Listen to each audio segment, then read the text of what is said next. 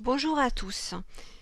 Cette vidéo a pour objet de vous présenter la rédaction d'une clause comparution d'un célibataire non soumis à un PACS. Il s'agit de la correction du devoir numéro 1 de technique notariale du 4 octobre 2021, donnée par Karine Loher à ses étudiants de BTS Notariat première année. Donc ici, le vendeur était Madame Delphine Odette Keriou. Donc on voit qu'on commence par indiquer les prénoms dans l'ordre indiqué dans le sujet ou sur l'acte de naissance. On les inscrit en minuscules et le nom en majuscule. Ici le nom est en majuscule et en gras, mais sur votre copie vous ne pouvez pas le faire, le gras. Donc en majuscule, c'est bien. Elle est commerçante. Donc on indique sa profession.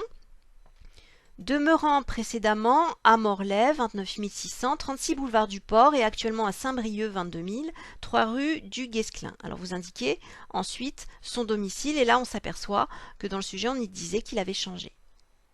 Donc on indique les deux adresses. Elle est née où? Elle est née à Saint-Brieuc, 22 000, le 23 janvier 1955. Donc Saint-Brieuc en majuscule. Ensuite, le code postal, le 23 janvier, janvier en toutes lettres, 1955. Donc on indique le lieu et la date de... Elle est célibataire, non soumise à un pacte civil de solidarité. Donc, vous indiquez bien qu'elle est célibataire et qu'elle est non soumise à un PACS. Pourquoi vous l'indiquez? Parce que ça permet de prouver que aussi vous l'avez vérifié. Puisque ce sont des mentions qui sont maintenant indiquées en marge des actes de naissance. Elle est de nationalité française, donc le sujet nous disait qu'elle était de nationalité française. Vous indiquez la nationalité donc du comparant.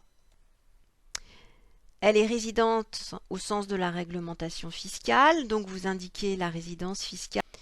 Et vous indiquez qu'elle est présente à l'acte, donc soit sa présence, soit sa représentation, puisque on pourrait imaginer une clause présence et représentation où on identifierait la personne, donc une clause indépendante. Mais là, on vous disait qu'elle était présente à l'acte, donc vous indiquez cette dernière ligne.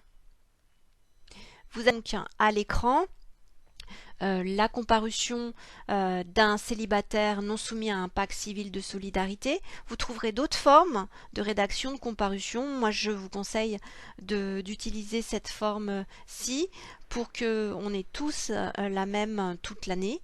Et elle est efficace. Tout est aligné sur la gauche en termes de forme. Elle permet réellement d'aller à l'essentiel et puis de corriger facilement votre travail. Maintenant, nous allons passer à la correction de la comparution de l'acquéreur.